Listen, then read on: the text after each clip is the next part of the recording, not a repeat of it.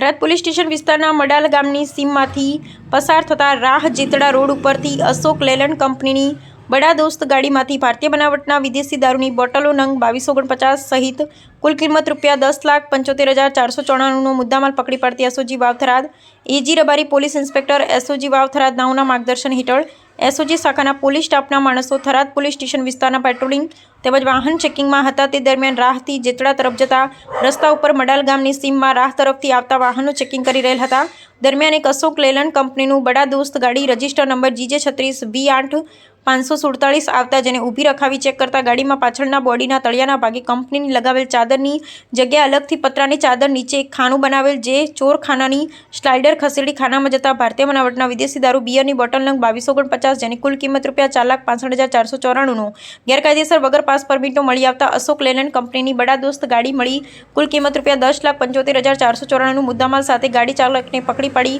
મુદ્દામાલ ભરાવનારા તથા મુદ્દામાલ મંગાવનારા એમ ત્રણેય ઈસમો વિરુદ્ધમાં થરાદ પોલીસ સ્ટેશન ખાતે પ્રોહિબિશન એક્ટ હેઠળ આગળની કાયદેસરની કાર્યવાહી કરવામાં આવેલ છે। અહેવાલ ગોપાલ કે પૂજારા।